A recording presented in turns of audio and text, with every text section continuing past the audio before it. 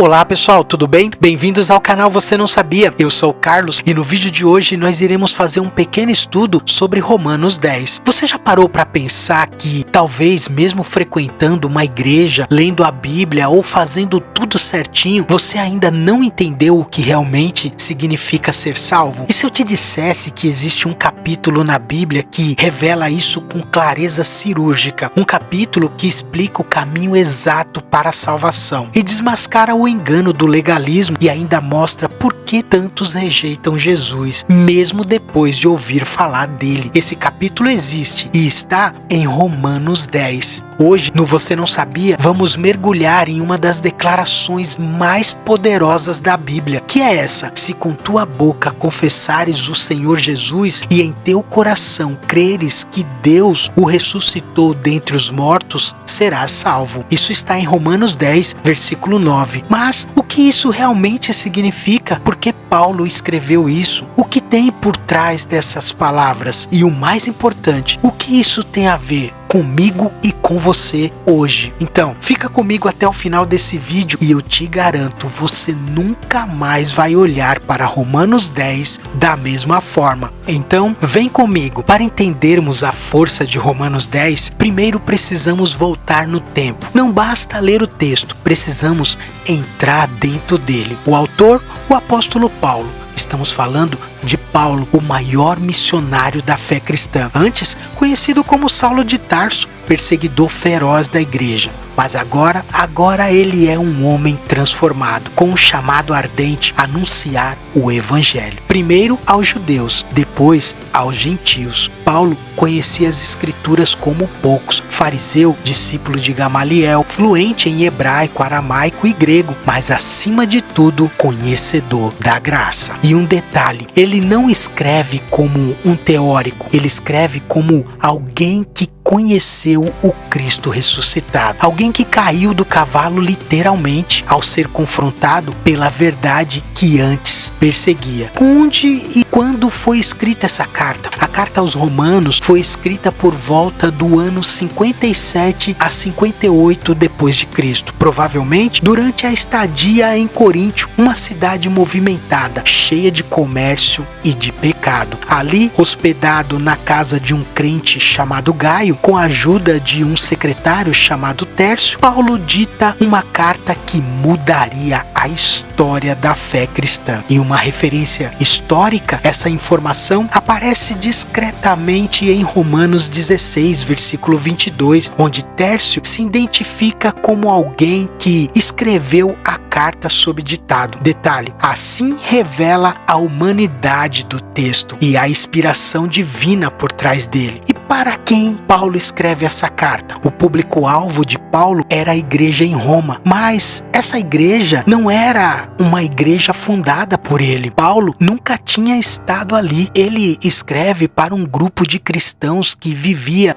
bem no coração do Império Romano, onde a opressão, a idolatria e a perseguição estava sempre à espreita. A igreja de Roma era formada por dois grupos com culturas diferentes, visões e costumes muito diferentes, judeus cristãos e gentios cristãos. E essa diferença estava começando a causar tensões internas. E uma nota bem importante, em 49 depois de Cristo, o imperador Cláudio expulsou os judeus de Roma. Muitos cristãos judeus voltaram para Jerusalém. Outros foram para outras cidades, mas anos depois, ao retornarem, encontraram uma igreja agora com cara e cultura gentílica. Conflitos eram inevitáveis. E por que Paulo escreve essa carta? Paulo escreve a carta com vários objetivos e todos eles convergem para um propósito maior: unir a igreja em torno do verdadeiro evangelho. E aqui vai 4 motivações principais para Paulo escrever essa carta. Primeiro, explicar com profundidade o plano da salvação, desde o pecado original Israel até a justificação pela fé. 2. Unir judeus e gentios numa só fé, desarmando conflitos entre lei e graça. 3. Preparar o terreno para sua futura visita a Roma e sua missão na Espanha. 4. Reafirmar a justiça de Deus, mesmo diante da rejeição de Israel. Romanos é mais que uma carta, é um tratado teológico, uma ponte entre culturas e uma resposta divina à grande pergunta: como pode o homem ser justificado diante de Deus? Agora vamos conhecer a estrutura dessa carta até o capítulo 10. Paulo constrói sua carta como quem ergue um edifício sólido. Nos capítulos do 1 a 3, ele mostra a universalidade do pecado. Em 4 e 5, revela a justificação pela fé através de Abraão. Nos capítulos 6 a 8, aborda a vida no Espírito, a luta contra o pecado e a nova identidade em Cristo. E do capítulo 9 ao 11, Paulo enfrenta a questão que doía em sua alma: porque Israel rejeitou o Messias. E o que isso significa para a promessa de Deus? E é exatamente aqui, no meio desse bloco denso, que encontramos Romanos 10, o clímax da dor e esperança de Paulo. Romanos 10 é o grito do coração de Paulo, um clamor de um homem que ama seu povo, mas vê seu povo cego. Ele não acusa, ele intercede, ele ora, ele clama. O desejo do meu coração e a minha oração a Deus por Israel é que eles sejam salvos. E logo depois ele declara com a autoridade de quem viu o Cristo ressuscitado. E Paulo escreve: a palavra está perto de ti, na tua boca e no teu coração. Se com tua boca confessares ao Senhor Jesus e em teu coração creres que Deus o ressuscitou dentre os mortos, serás salvo. Agora olha isso. Imagine o coração de um homem partido. Um homem que vê seu próprio povo, aquele que carrega as promessas, os profetas, a lei, o templo, rejeitando o cumprimento de tudo o que esperavam. Este homem é Paulo e sua dor é espiritual, profunda e insuportável. A dor de um intercessor. Irmãos, o desejo do meu coração e a minha súplica a Deus por Israel é para a salvação. Agora deixa eu explicar. Paulo não escreve como um crítico, ele escreve como um intercessor. Ele não deseja a destruição de Israel, mas a sua salvação, mesmo depois de ser perseguido, rejeitado, apedrejado por judeus, e ele ainda ora por eles. Quem você ama tanto ao ponto de interceder, mesmo quando essa pessoa rejeita tudo que você crê? Romanos 10 começa nos ensinando algo simples, mas poderoso. Você só pode pregar com verdade se antes aprender a orar com compaixão, com zelo, o zelo e o entendimento, porque lhes dou testemunho de quem tem zelo por Deus, porém não com entendimento. Agora vai um comentário para você entender.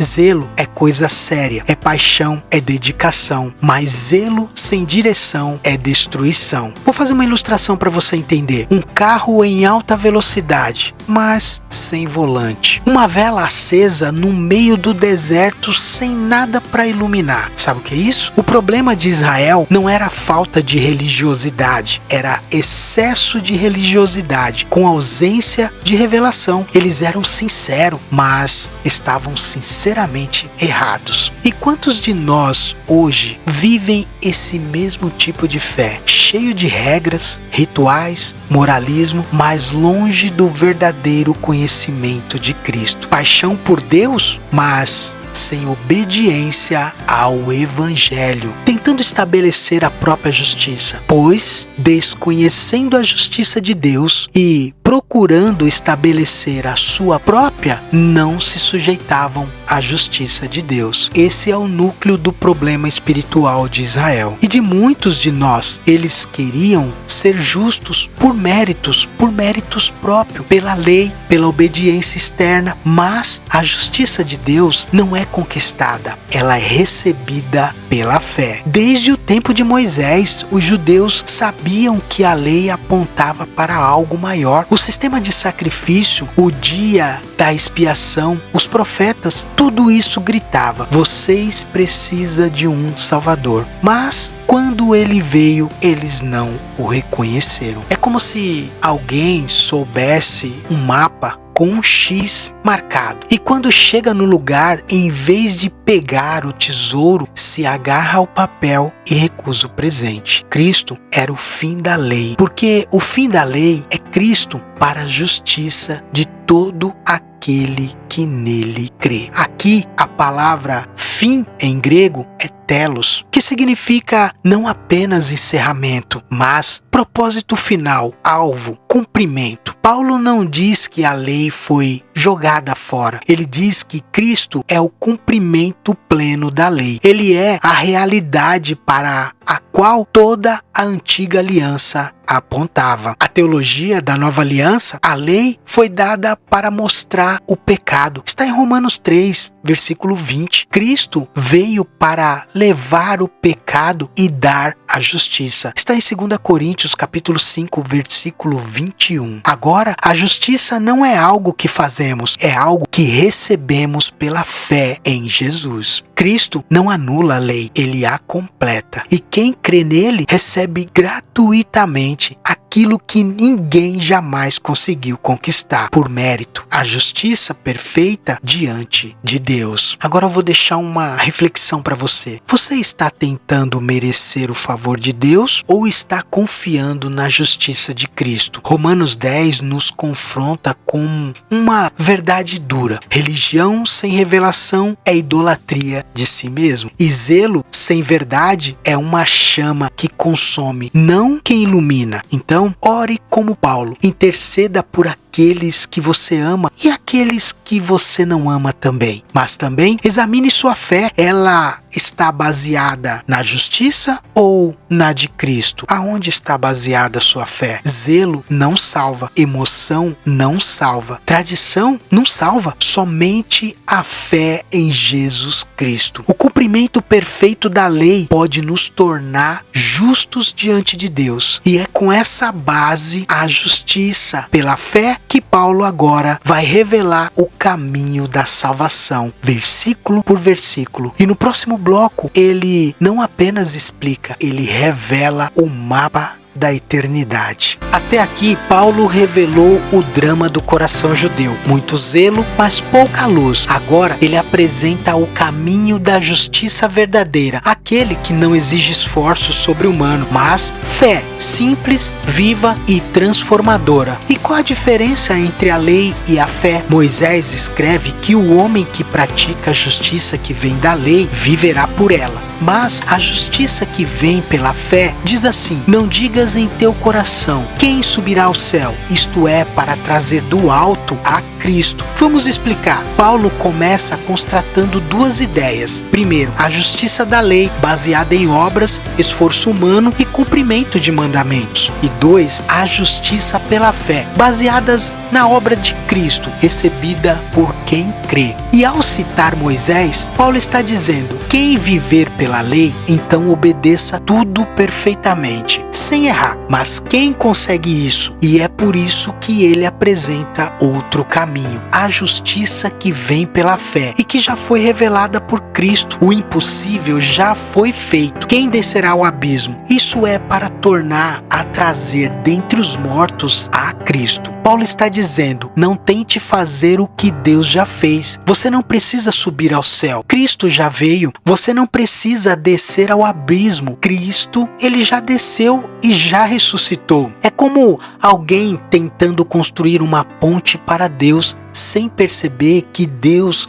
já construiu uma escada que desceu até nós. Toda religião que coloca o peso da salvação sobre os ombros do homem é inútil. O evangelho é a notícia de que o impossível já foi feito e foi feito por Deus. A palavra está junto de ti, na tua boca e no teu coração. Esta é a palavra da fé que pregamos. É esta a palavra que precisamos ouvir. Você não precisa escalar montanhas espirituais, nem fazer votos impossíveis. A palavra, a salvação, está perto. Tão perto quanto sua boca, tão próximo quanto o seu coração. Nossa, como tá simples. Essa citação vem de Deuteronômio 30, onde Moisés dizia ao povo que a obediência estava ao alcance de todos. Agora, Paulo aplica essa lógica à fé em Cristo. O evangelho é acessível, disponível e presente para todos. Se com tua boca confessares ao Senhor Jesus e em teu coração creres que Deus o ressuscitou dentre os mortos, serás salvo. Muito simples. Este é um dos versos mais poderosos do Novo Testamento. Paulo não está falando de uma oração decorada. Ele está falando de uma confissão pública e sincera de que Jesus é o Senhor da sua vida. E essa confissão precisa vir de um coração que crê, não por tradição, mas por revelação. Confessa com a tua boca. Envolve coragem, decisão e testemunho público. Crer com o coração é entrega total. Fé viva na ressurreição de Cristo. Você já fez essa confissão? Já declarou Jesus como o Senhor da sua vida? Não apenas em palavras, mas em atitudes. Se isso aconteceu com você, pode ter certeza, algo incrível vai acontecer na sua vida. Todo aquele que nele crê não será confundido, pois não há diferença entre judeu e grego, porque o mesmo Senhor é rico para com todos os que invocam. Aqui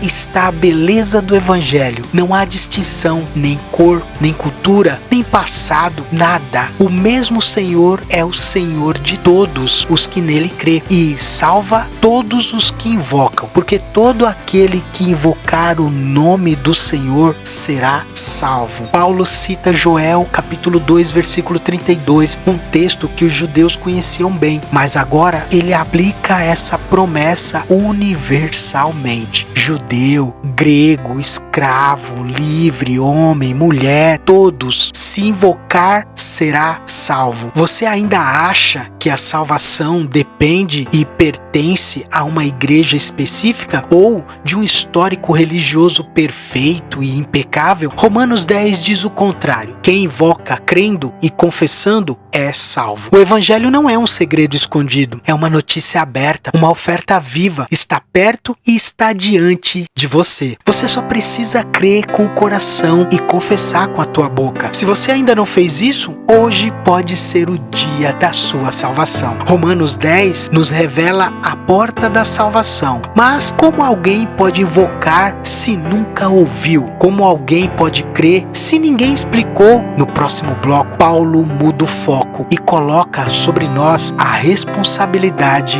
de levar essa mensagem. Nesse bloco, Paulo vai nos mostrar de quem é a responsabilidade de levar o evangelho, de quem é a missão de pregar. Vamos descobrir? Paulo acabou de afirmar: todo aquele que invoca o nome do Senhor será salvo. Mas e se ninguém souber o nome? E se ninguém explicar quem ele é? Agora você vai entender. As lentes se viram do céu para a terra. Deus já fez a sua parte. Cristo morreu, ressuscitou, a justiça já foi revelada. Agora é a nossa vez. É a minha e a sua vez. E Paulo deixa bem claro: como porém invocarão aquele em quem não creram? E como creram naquele de quem nada ouviram? E como ouviram se não há quem pregue? Paulo constrói aqui uma escada reversa. Um degrau depende do outro. Para invocar é preciso crer. Para crer é preciso ouvir. Para ouvir, alguém tem que pregar. Um domínio espiritual. Cada peça ativa a outra. Se faltar uma, tudo para. Você percebe? A fé não acontece no vácuo. Deus escolhe usar pessoas comuns como eu, como você, para que outros creiam. O evangelho não cai do céu como um raio. Ele é anunciado por bocas humanas, por crentes enviados. E como pregarão se não forem enviados? Pregar é um ato espiritual, mas ser enviado também é. A missão não começa com a boca que fala, começa com o coração que se dispõe e os pés que obedecem.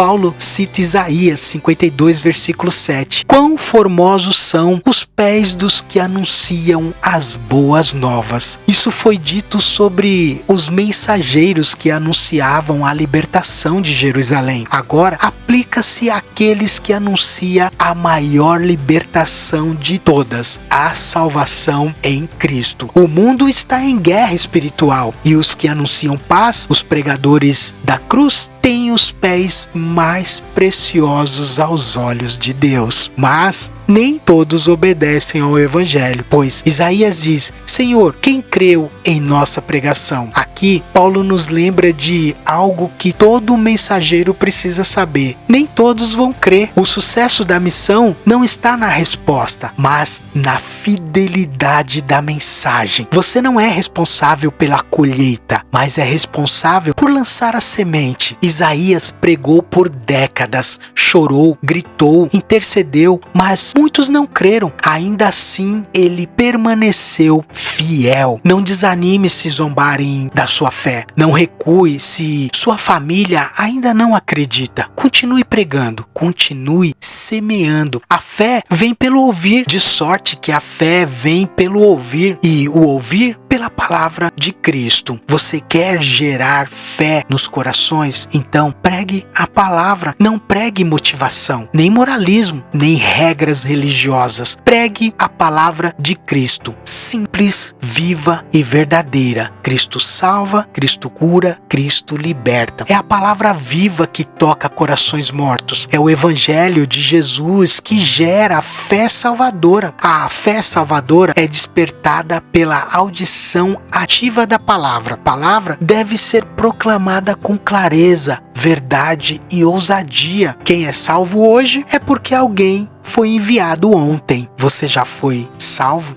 Então você já foi chamado. Talvez você nunca suba em um púlpito, mas sua vida, sua voz, seu testemunho podem ser o único evangelho que alguém vai ouvir. Romanos 10 não deixa espaço para o silêncio. Se a fé vem pelo ouvir, então alguém precisa falar. Esse alguém pode ser você. Deus preparou a salvação, Cristo pagou o preço, a palavra está perto, mas ainda há pessoas longe.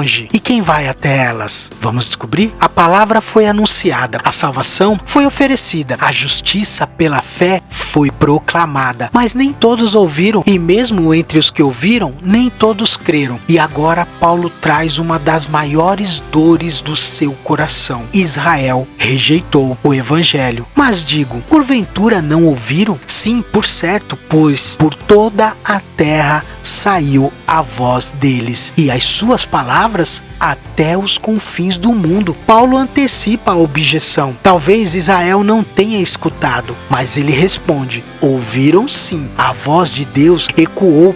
A mensagem chegou, e não apenas a Israel, mas até os confins do mundo. O Salmo 19, versículo 4. Esse versículo original se referia à criação. O céu declaram a glória de Deus, mas Paulo o aplica agora à pregação do evangelho. A palavra se espalhou e ninguém poderá dizer: eu não sabia. Mas digo, porventura Israel não soube? Mas Moisés já dizia: eu vos meterei em ciúmes com aqueles que não são povo. Aqui Paulo vai mais fundo. Ele diz: Israel não apenas ouviu, eles sabiam. A lei e os profetas já apontavam para isso. Moisés já havia dito que Deus despertaria ciúmes em Israel, chamando um povo que não era povo, os gentios. Deuteronômio 32, versículo 21, Deus usaria um povo estranho, sem liderança, sem tradição, sem altar, sem templo, para mostrar a Israel que a salvação não era herança genética, mas graça para quem crê. Fui achado pelos que não me buscavam, revelei-me aos que não perguntavam por mim. Citação de Isaías 65, versículo 1, é uma aplicação poderosa. Os gentios não buscavam e encontraram. Israel tinha as promessas e rejeitou. Vocês têm desprezado aquilo que outros dariam dariam tudo para ter? Quantos ainda hoje resistem ao chamado de Deus, enquanto outros, quebrados e perdidos, dizem sim com o coração sedento? Eles estão angustiados e dizem sim, eles estão amargurados, tristes, cabisbaixo, e eles dizem sim para o evangelho. Mas contra Israel diz: todos os dias estendi as minhas mãos a um povo rebelde e contradizente. Essa é uma das imagens mais tristes da Bíblia. Deus com as mãos estendidas todos os dias, chamando um povo que o rejeitam. Um povo rebelde, um povo que resiste, contradiz, endurece o coração. Aqui vemos o retrato da longanimidade de Deus. Ele não desiste facilmente, ele insiste, ele clama, ele espera. Mas também vemos o retrato do coração endurecido de quem confunde religião com salvação. Essa imagem não é só sobre Israel. Quantos hoje se encaixa nessa descrição? Sabe tudo sobre Deus, mas não conhecem a Deus. Estão cercados pela palavra, mas não se rende a ela. São rápidos para criticar, mas lentos para obedecer. Querem obedecer os homens, mas a Deus não obedece. Você que está ouvindo essa mensagem, já pensou que talvez Deus também esteja estendendo as mãos a você? Será que você está rejeitando a graça com o mesmo orgulho religioso que cegou Israel? Deus não quer apenas seu zelo, Ele quer seu coração, Ele quer fé, humildade, rendição. Não endureça o seu coração. Não diga amanhã: o Deus que estende as mãos pode não mantê-las estendidas para sempre. Hoje Ele ainda te chama, hoje Ele ainda te espera de braços estendidos e abertos para você. E talvez Ele esteja esperando por você agora, no momento em que você está ouvindo esse vídeo. Romanos 10 termina com um contraste chocante. De um lado, um povo que nunca buscou, mas encontrou. Do outro, um povo que tinha tudo, mas recusou. E no centro, um Deus com as mãos estendidas. A pergunta agora é: qual desses dois povos representa você? Romanos 10 não é apenas um capítulo da Bíblia, é um espelho, é um apelo, um grito de alerta, mas também um convite à esperança. É o capítulo que derruba o orgulho e exalta a graça. E agora, depois de caminharmos verso a verso, precisamos parar e refletir e escolher. Vou deixar aqui algumas lições para que você reflita sobre Romanos 10. Israel era zeloso, religioso, apaixonado por Deus, mas faltava entendimento. Eles queriam estabelecer sua própria justiça, mas a justiça de Deus não se conquista, ela é recebida pela fé. Não é sobre o quanto você ora ou jejua, não é sobre tradição ou aparência, é sobre o que você crê e em quem você confia. Paulo diz: a palavra está perto, na sua boca e no seu coração. Deus não esconde o caminho da salvação, Ele colocou diante de você. Você não precisa escalar montanhas espirituais, nem se afogar em rituais. Basta crer com o coração e confessar com a sua boca. É deixar o ego, a religião e o orgulho na cruz. A fé não nasce do nada, ela nasce da pregação, da exposição clara da verdade. E essa pregação depende de mensageiros. Deus envia, nós falamos, outros ouvem e alguns creem. A pergunta é: você tem falado ou tem silenciado quando deveria anunciar o evangelho da salvação? Mesmo diante da rejeição de Israel, Deus continuou chamando pessoas. Mesmo sendo negado, Ele continuou amando pessoas. Hoje, Ele estende as mãos para você, para mim, para pessoas. Você vai responder como os gentios, com fé, ou como Israel, com resistência?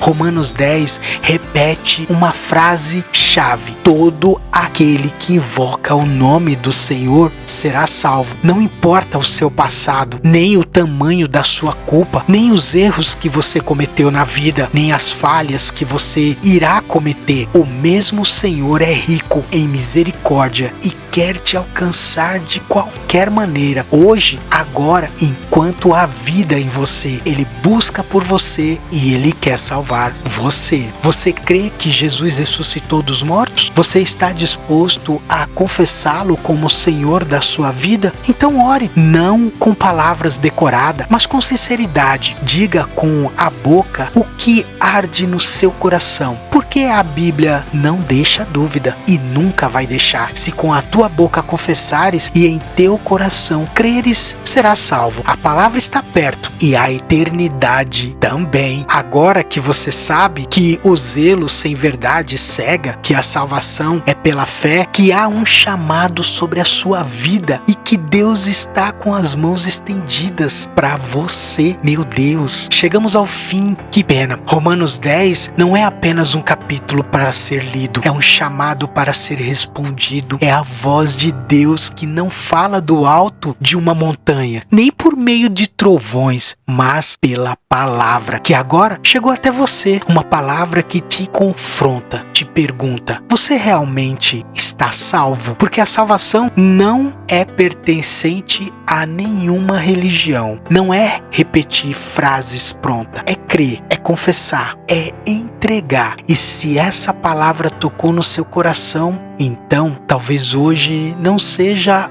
só mais um vídeo. Hoje é o dia em que Deus estendeu as mãos para você. Se você gostou desse conteúdo, dê seu like, se inscreva no canal e aperta no sininho. Compartilha com os seus amigos. Não importa onde você esteja, fale de Jesus para alguém. Não tem nada melhor do que falar do nosso Senhor. E assim eu deixo a paz a todos.